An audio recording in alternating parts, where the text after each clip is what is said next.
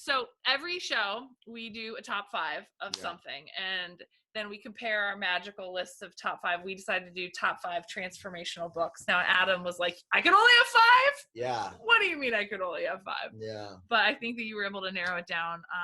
I had some that were like, I was just hands down. I'm like, these are my top 5. But I look forward to getting into some of yours as well. So it doesn't have to be like number 1 is the best one or something, but we'll just start at the top. So we'll see where we are. So top 5 most transformational books per Krissy Krash and Adam Kristoffer. What did you get for number 1?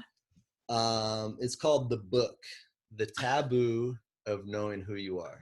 Ooh. It's by Alan Watts. Okay, what did you love about it?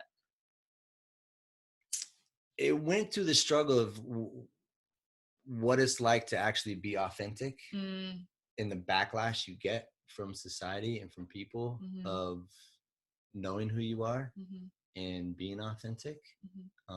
It's a really, Alan Watts is one of my favorite teachers, but okay, it's a good book. I'm just going to take your list and I'm just going to keep it after this, and I'm going to add all of your books on your list to my list. Awesome, I love it. So the book. Mine was The Power of Now.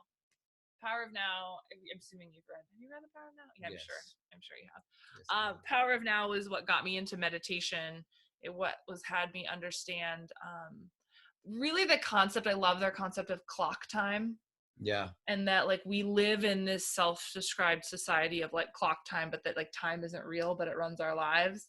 Yeah. So I really try to spend parts of my life in now and then in clock time, right? Because clock time is functional, but like then there's times where you just need to be here now. Right. Be here now. Be here now. That's always a good one. Yeah. I love so that is one. Sit, Stay, Heal. Sit, Stay, Heal? Yeah. Is that a dog book? No, that's like a little phrase that I've heard from many like people in the Eastern tradition of you sit with emotion, you stay with the emotion, you heal.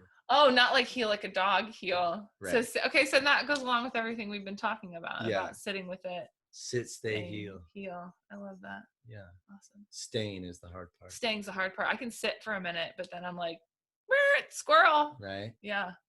And yeah, this is kind of off topic of the 5, but using the breath to come back. God, breathing is so important. Yeah. Just keep coming back. Yeah. Stay. I was just listening to wait, were we talking about this? Or was I listening to a podcast about that? Like humans are the only animal that holds its breath.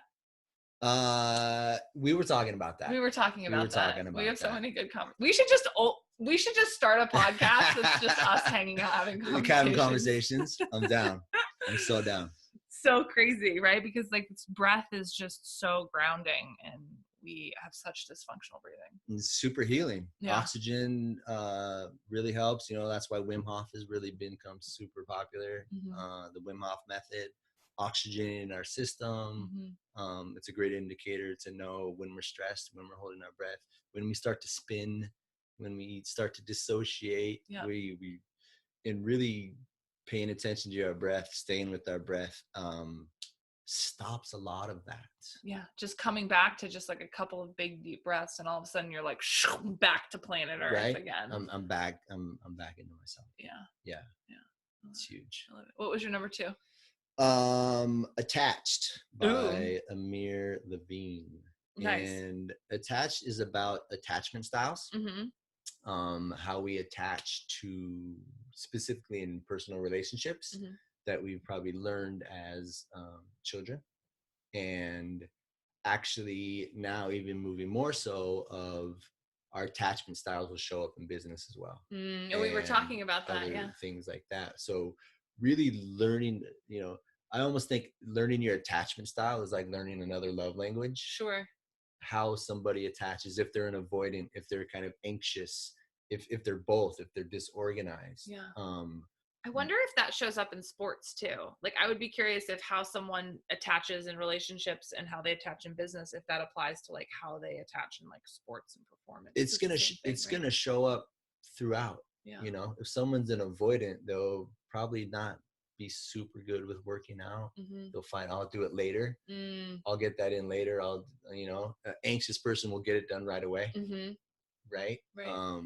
The disorganized will kind of go back. Oh, I'm into it, and then I go away, then I'm gonna go into it again. And like there's a lot of back and forth with that one as well. A secure person, securely attached, will probably just go along, no problem. Do it. All right, on to the next. And Mm-hmm.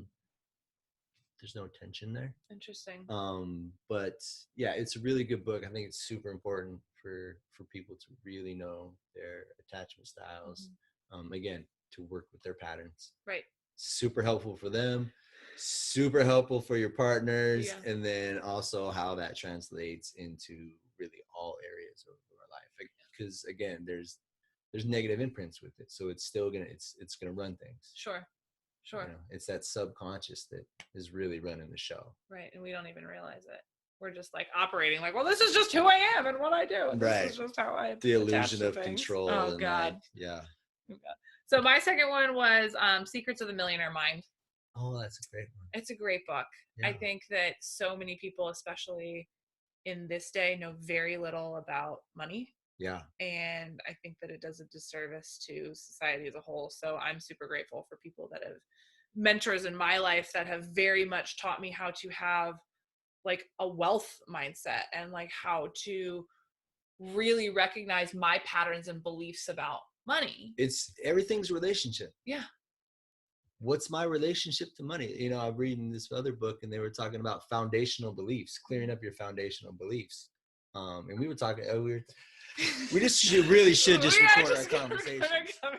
Right. So we'll get into these beliefs things and how that even works with our brain, right? Because we have this, it's called the RAS, the reticular activating system. Yes. And that basically works in the sense of if I want a new car, I'm going to start noticing cars everywhere. Sure. If I'm looking for shoes, I'm going to start noticing people's shoes, right? It's kind of like the system, our search engine. Yep. New car. Okay, let me start searching for it. Right. If I have a belief about money, it's going to look for evidence of that. Right.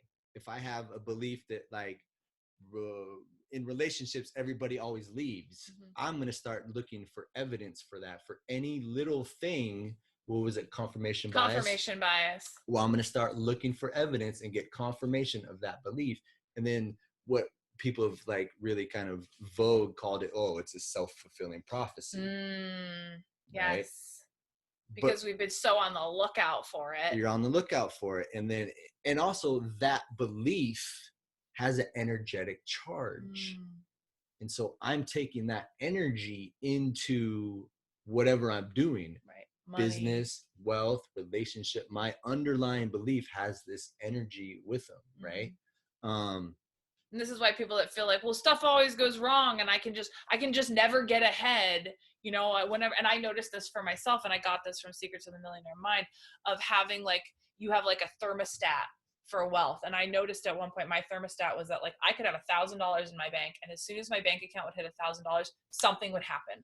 My car would break down. I would have an unexpected bill, and I had to actually work on mentally raising my financial thermostat to be comfortable with holding more money, and then energetically I'm not attracting those things. Right. Yeah. And that goes with the idea of expansion and contraction. I've heard it also called set points or upper limits. Yes, upper limits. An upper limit problem. Gay Hendricks wrote a really good book, I think, called The Big Leap. The Big Leap. Yes. Oh, so it should have been on our list. The Big Leap. So that's an upper limits problem. It's a bonus book. Right. And we have limits to how much joy we can have, how much connection. We have a set point for how much we can handle. And then something will bring us down. Right. Like in relationships, you have a set point for how good your relationship can go before someone's like, got to start a fight. Because we're uncomfortable with it. Yeah. And we'll think it's the content of the fight is what is actually happening. But a lot of the times you reached your threshold in a positive way. Right. And so you got to like destabilize. Bring it down to where it's comfortable. Bring it down. Like how we started the conversation of like, the somatic tension relief and how that, you know, you got to bring it down. But yeah, raising your upper limits, raising your set point, raising what you can handle in a comfortable way is huge. But looking at that underlying belief, super important. It's so great. Yeah.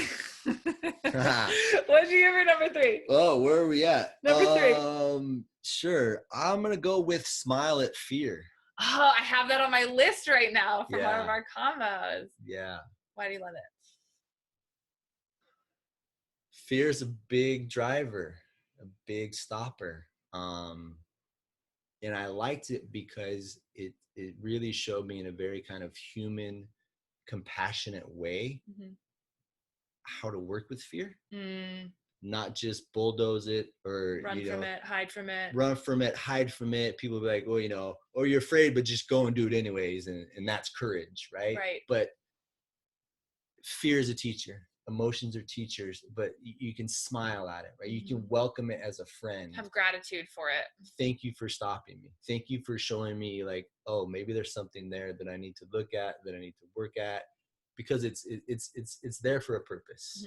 And so learning to smile at it, learning to work with it in a very kind of gentle way, non-judgmental. Yeah, and I think that's something that people, our inner critics, the bats of our inner critics, and just be fucking brutal. Oh God. If yours are as mean as mine are, man. Just brutal. Oh, they're brutal.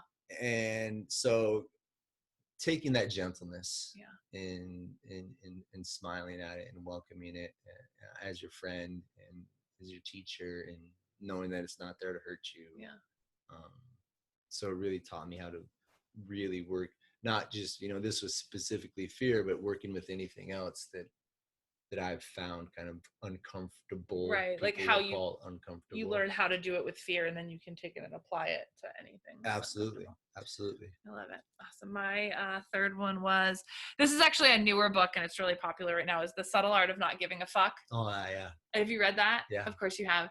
I really appreciate that as like a getting started in personal development kind of book. I think it's a super easy read and just very straightforward, like how to just not give so many fucks about things that don't matter, but also to just own the fact that like we are the thing. One of my favorite parts of that was when he talks about how fucking entitled we are, that we feel like life should be so great and we are so entitled to the fact that everything should be easy, and then we get so angry that it's not. And it's just such a straightforward, anyone who's struggling in life, I think it's such a great getting started into personal development book. Yeah, I think that I could riff off that for a long time. Yeah. What did you get for number 4? But I won't. The talent code. I like the talent code because it's for athletes, but it specifically uses athletes. But I liked it how they talked about learning and patterns and repetitions, and the subplots are how that is wired into your nervous system. Interesting. Right. So focused practice, mindful practice, how to practice these things. And you can see that wiring goes into any habit that we have. Nice. So mindfully paying attention to something as you're practicing it is going to be much more beneficial, getting changed a lot faster than I'm just going to do this over and zoning over out. and over and over and over and over and expecting that to happen in a fast time frame. Right. It's like deep work. It's mindfully being in the moment, doing what you're doing, paying attention, and then that's going to really change things, but it's a good read. It talks about like, how these kind of obscure places created all this talent. And so they started looking around at, well, what are these people doing? What do they all have in common, right? Like some soccer players in Brazil, this one place developed all these amazing players, right? Didn't a whole bunch of like Nobel Prize winners all come from like the same city or something? Right, all the same area, yeah. Right? And this like little place in Texas like created all these singers, and this one place, like no name place in Russia, developed all these profound tennis players. And what were they doing? And it's really interesting. Cool. I'm so excited to read all your books on all of my travels. My fourth one was How to Win Friends and Influence People. Oh, that's such a good one. It's such a great, again, like just learning how to, on a base level, be a really awesome human being, but also how to, I don't even know how to explain, just how to like get along with people, how to create positive relationships. I think that the subtle art of being a good person and building genuine relationships with people is very much lost. Yeah. I think a lot of adults really struggle to find adult friends. Yeah. And to make adult friends. Kids are really good at it. They're so good at it because they give no fucks. Right. Like, hey, you want to play? Yeah, cool. Yeah. All right. Hey, you want to be friends? Cool. You want to be my best friend? Awesome. Right. Do you want to play again tomorrow? Okay, cool. And you know, I think we've really lost that. But yeah, that's such a good book. So good. It's a little tough. It's a little wordy. It's wordy, but it also gives you structure on like not being so self-orientated and how that really, really helps you, right? To gain those connections, but just being interested in other people. Right. It's not just about us. Right. Like social media world. Right. Underlying that is, you know, how to gain friends is be interested in other people. Yeah. Actually give a shit. And this is the way you do it, right? Yeah. These are the questions you can ask, like very simple, straightforward. But yeah, really good book, I think. One of the things I took away from that was writing like handwritten cards. So whenever someone joins my program, my 12-week crash course in transformation, we always send them like handwritten welcome letters because we just want people to feel loved and appreciated and connected. And it's just like those little things that you can do to be that for someone, you know, that they matter, that they fucking matter, right? Because everyone thinks they don't matter. We could have a whole other podcast about not mattering. We probably will. Adam's just going to be on the podcast every week from now on. It's now hello everyone. It's now the Krissy Krash and Adam Kristoffer show. It's fine. I love it. It's great. We could totally do it. I love it. What did you get for your your fourth? Well, I went first, so I think this is my last one. Okay. Probably something that people have read, but it's something I really like to go back to from almost every year is The 4 Agreements. Yes. Oh, it's such a good one. Very simple. So simple. But we lose sight of it every day. 100%. And I like it for its simplicity, you know, be impeccable with your word. Mm-hmm. And I really like its simplicity and its effectiveness that it can really change and not even, you know, we use the word change a lot, but maybe a better word would be enrich your experience. Right. I think it really enriches your experience when you're following those models, those insights, you know, it kind of gives a focus to your life. It gives you something to focus on. Like today, I'm going to be impeccable with my word. Right. Just very simple. And that's the thing I love about it. Like you said, is the simplicity of it. And it's a very easy read. Like another one that if someone is just getting into personal development and how to have more joy and love and relationship, it is such a good starting point. Yeah. I think if you just follow that book. Yeah. You could live like the greatest life. That's really, right. It's that simple. Yeah. But you know, simple's not easy. Right. It's true. They're two distinct things. Interestingly enough, The Power of Now I found for free on like some leave one, take one bookshelf somewhere, and The 4 Agreements, same thing. Oh, really? Yeah. They were both like put in my life randomly in the universe. Like, here's a book.